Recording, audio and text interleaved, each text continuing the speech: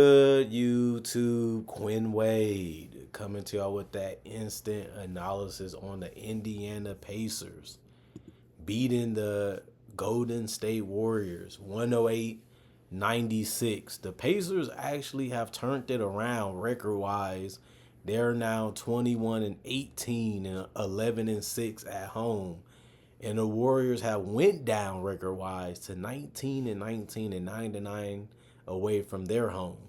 The Indiana Pacers won the first quarter 27-24. They also won the second quarter 23-21. They also won the third quarter 30-25, and they also won the fourth quarter 28-26, winning every single quarter marginally to get a bigger margin in the lead category, and that was enough for them to win. Well, I would say the Warriors, they just didn't have enough. Indiana won this season series 2-0. So they beat them the last time they played, and they beat them this time too. Doesn't matter as much, just besides both teams did need a win to keep their playoff hopes alive as the season gets closer to an end. Lindy Waters did start. He played 35 minutes. He only had 7 points, minus 13 and plus minus 3 personal fouls, 2 turnovers, 2 assists, 5 rebounds. One was offensive. 0 of 1 from the free throw line, 1 of 5 from 3, 3 of 8 from the field. You would just like to see him shoot the three ball a little bit better tonight because he had some good looks. He just couldn't drop them in. Other than that, he had a solid game. Trace Jackson Davis got on the boards like he usually does. He only played 27 minutes, so I wasn't expecting a lot out of him.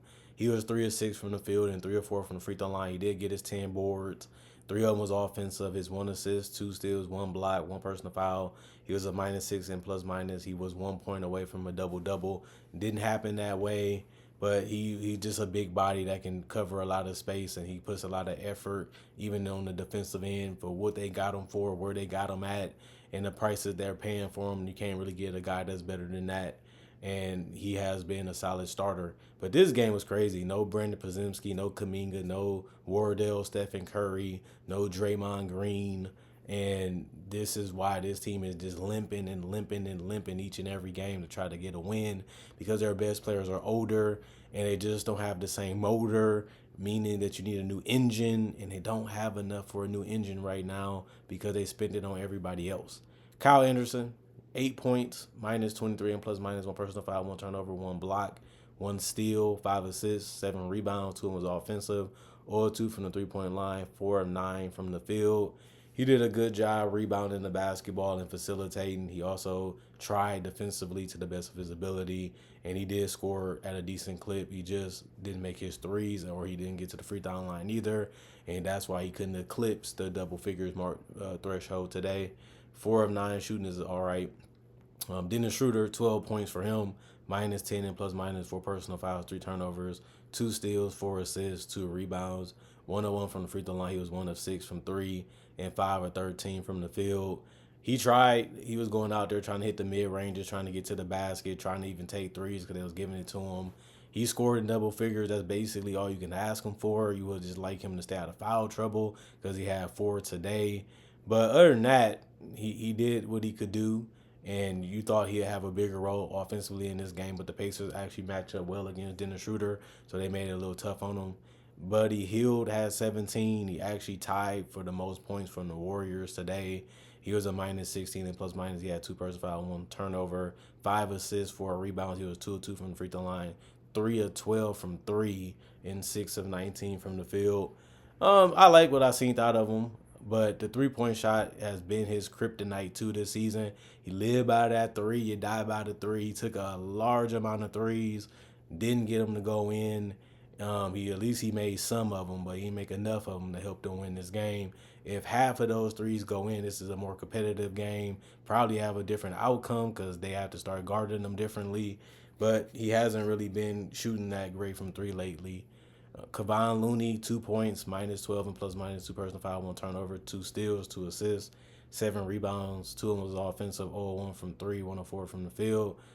Santos got in double figures with 11 points, plus 9 and plus minus 2 personal foul, 1 turnover, 2 steals, 3 assists, 3 rebounds. 1 was offensive, 1 of 2 from the free throw line, 2 of 2 from 3, 4 or 5 from the field. Quentin Post, 6 points, plus 6 and plus minus, 101 from the free throw line, 1 of 2 from 3, 2 of 4 from the field. Moses Moody, 7 points, +7 and plus minus 3 personal foul, 1 turnover, 2 steals, 2 assists, 1 rebound, 1 of 5 from 3, 3 of 11 from the field. And then Pat Spencer, 17 points, tied Buddy Hield, -2 and plus minus 1 personal foul, 3 turnovers, 1 assist, 3 rebounds, 1 was offensive, 2 of 2 from the free throw line, 1 of 3 from the 3-point line, and 7 of 12 from the field. And the rest of the guys was out. 38 of 91, 41% from the field, 10 of 38, 26% from 3, and 10 of 13, 76% from the free throw line. They still did get 11 offensive rebounds and 42 total, 25 assists, 11 steals, 2 blocks, 13 turnovers, and 19 personal fouls. And they didn't get past the 100-point mark as a team tonight. And then Pascal Siakam for the Indiana Pacers had 25, 3 offensive rebounds. He did get some tip back ends to be able to score off the offensive rebounds. He did have a 20 and 10 game with the 25 and 10 rebounds, 1 steal, 1 turnover, 1 personal foul, 0 of 2 from the free throw line, 1 of 4 from 3, 12 of 16 from the field. Miles Turner, 11 points, plus 21 and plus minus 2 personal foul, 1 turnover, 3 blocks, 1 steal, 2 assists, 7 rebounds, 4 of 6 from the free throw line, 1 of 4 from 3, 3 of 9 from the field. Andrew Nembhard had 4 points. He was looking for a shot, but didn't take a lot of them. Plus 12 and plus minus 1 personal foul, 1 turnover, 1 steal, 5 assists, 4 rebounds. 2 of them was offensive, 0 of 2 from the free throw line. For him, Tyrese Halliburton scored a lot of points tonight with those 25, and he got the dishes to go to straight line drive sometimes too with those 10 assists, plus 18 and plus minus 1 personal foul, 5 turnovers, 3 steals, 2 rebounds, 7 of 7 from the free throw line, 2 of 4 from 3, 8 of 10 from the field. When he's facilitating and scoring and continuing to probe and looking for his shot, he can be one of the toughest players to guard because he is tall and very shifty. But when he's shooting the ball well and not just settling for threes, he also changes the way you have to guard this team. And that gets Siakam going, Turner going, because they get a little bit more open. But it also helps Benedict Mathurin have a little bit more space and a little bit more cushion, and that allows him to take more threes. Now, he didn't shoot well from 3. He was 3 of 8. That's not terrible, but it's okay. But he was 9 of 18 from the field because of other things you have to do. He also got an offensive rebound and 10 rebounds total. That offensive rebound led to a bucket because he was able to get it back to go back in. He had 2 assists, 2 turnovers, 2 personal fouls, plus 22 and plus minus. He finished with 21 points. They needed their big 3, which is Siakam, Tyrese, and Benedict, to have big games. And Miles Turner, he got to continue to rebound the ball well and continue to space the floor and continue to look for a shot, especially in mismatches. But I thought he did a good job defensively. James Johnson, 2 minutes for him. He has 1 personal foul. He's a -5 and plus minus. Obi Toppin, 16 minutes, 1 of 3 from the field, 0 of 2 from 3, 4 rebounds, 1 assist, 2 blocks, 1 turnover, 1 personal foul, -4 and plus minus. Jarris Walker played 7 minutes. He had 3 rebounds, 1 that was offensive, 1 turnover, 1 personal foul, -9 and plus minus. Johnny Furphy had played 2 minutes. He didn't really impact the statistical category for that reason, but he was a -5 and plus minus. Thomas Bryant got on the court. He played 17 minutes. He was 2 of 3 from the field, 1 of 2 from 3. He had 4 rebounds, 1 was offensive, 1 assist, 2 steals, 2 blocks, -4 and plus minus 5 points. And TJ McConnell, 4 of 8 from the field, 2 of 2 from the free throw line, 2 rebounds, 6 assists, 1 block, 2 turnovers, 1 personal foul. He was a +5 and plus minus. He was actually the only guy to score in double figures for the Indiana Pacers off the bench with those 10 points. And he did get 6 assists. Like I said, he's always trying to find a way to get into the paint area, get some mid-ranges or some layups to go, but still using that probing ability to find teammates and still trying to be a pesky defender when he can be. And Ray J. Dennis had played 2 minutes, 1 turnover, -5 and plus minus. He didn't score or impact any statistical categories, so he played 2 minutes. And then Ben Shepherd, 20 minutes for him, 2 of 6 from the field, 1 of 3 from the 3-point line. He had 2 rebounds, 2 personal fouls, -7 and plus minus, and he had 5 points. And then the other guys didn't play because of injuries. 43 of 82, 52% from the field, 9 of 27, 33% from 3, 13 of 19, 68% from the free throw line. Both teams didn't shoot great for the free throw line or really from 3, but the Pacers just score overall better from the field. and their offense was flowing more, and guys was getting more involved, and that was the biggest difference in how they scored their points. They did have 48 rebounds as a team, 27 assists, 8 steals, 8 blocks, 15 turnovers, and 13 personal fouls. And that was just a good game from the Pacers. They knew what they had to do to win. They know what this team is like because they played them before this season, and they knew exactly what they should be doing as a team on the offensive end. So it's not too much I can say negative about the Pacers. This is a team that's been night and day, game to game, and throughout the season. And same with the Warriors. The Warriors, sometimes they're healthy, sometimes they're old, sometimes they're energetic, sometimes they want to prove a point, sometimes they want to go out there and dominate a game, and they're actually able to do it. You just don't know what you're going to get out the Warriors from game to game. That's sad to say that because they had a point where are you a playoff team or are you not? And I had a subscriber say the same thing. Well, Steph ain't really missed the playoffs that much. He's this ain't the same Steph Curry. This is not the same Warriors team. They don't have Kevin Durant. They don't have Klay Thompson. They don't have the depth that they had before. Now they have other guys that can play, but they're not really dominating the game. They're more complementary players, and sometimes they're hit or miss because those players back then was better in impact than the players they have now. But they do have a decent enough roster to where they should be a playoff team if Steph Curry plays at a high level and he continues to facilitate while still looking for his opportunities to score. But you can say the same thing about Draymond defensively and being a facilitator too. But they have shown that this year. It's just a long, grueling season, and you have to put it all together before it's too late, or you just lose your opportunity to be great. And the Warriors have been a good team this year. They haven't necessarily been great for a long period of time throughout this entire series, unless you're just going to bring up the start. But that was it. They showing what they really are now. And it's a problem, and it's something that can be frustrating for fans because you want to cheer for them, you want to believe in them because they feel like they can win one more. They're going to try to put themselves in a position to win one more, but that's how hard it is to win one more, and they understand that because they always wasn't great. Even when Steph Curry started with the Warriors, they had to build this culture and build this identity and build this style of play, even with all the people contradicting themselves or not liking it or not feeling it or not even thinking that they can get it done in the beginning, but they did.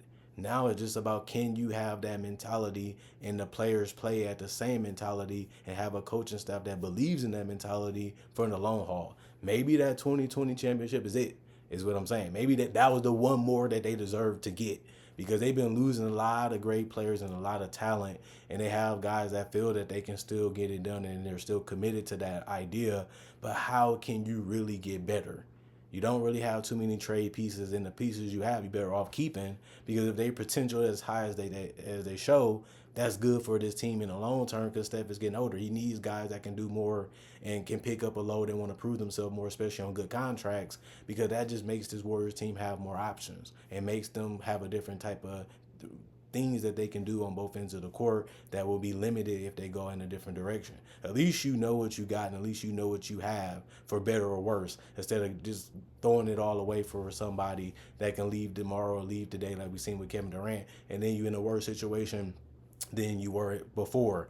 But that's just my analysis, man. I think the fans gonna feel it. I got a lot of Warriors fans that love hearing my analysis, and I'm not trying to hate on Steph. I'm not trying to down Steph, but this is the worst the Warriors have looked in a long time, and this is a decade plus of them being this way. They was having that winning culture and that winning brand of play, but this is the worst they have looked in a long time, and it doesn't look like they can just turn it around. But even with a trade, I just don't see it just turning around drastically that easily. And it takes people that if they do a trade, it takes time to figure out how do you fit in this team and how do you play off in this team, because not everybody can play in this system. And you can say that about any team, but it's true. Like, and everybody can't play with Steph. Everybody can't make Steph better, and Steph can't make everybody better. He has certain players that fits well with what the team does. You just can't say I want to play with Steph. The team don't function that way. They don't play that way. They have an organic system that everybody's moving, everybody's cutting, everybody's a threat, and you have to play that role. You can't get lazy, you can't be nonchalant, you can't get stuck, you can't be confused unless the offense just explode. And we done seen that this year when Buddy Hield goes cold, or Jonathan Kuminga doesn't cut enough, or he settles a lot, or he turns down shots, and then they got to pass the ball around and throw up a tough shot. This is a system that got to keep going and going and going, just like an engine. And if it goes down, you're going to pay a lot of money to get a new one, which is adding a new piece, or you're just going to have to scrap the entire car and just go in a different direction. And that's the point that they're at right now with Steph and his Warriors team that they have been able to throw together. I respect it. I like it. They're still one of the better teams in the West, but that doesn't mean they're a championship team. Let's not twist that up. They had seasons where they have, especially that bubble season and the one after that, where we was looking at, well, the Warriors dynasty is in danger. Even Steve Kerr said it. Like, we may be at the end of this run that we have. It's one of the greatest runs ever, some of the most entertaining basketball ever, and they really changed the game basically forever. And that's something we got to give them credit for, even if we hating on them, because it's just obvious at this point. That's how dominant this group of guys in this organization has been with their decision making and their legacy as one of the best franchises. They said, hey, we want to be like the Spurs.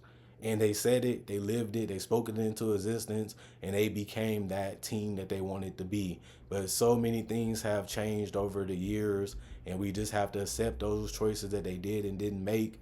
And this is where they are now, and they have to dig themselves back out of that hole and figure it out all over again. Where do we go from now? Because this team isn't enough to get it done to hoist that trophy up.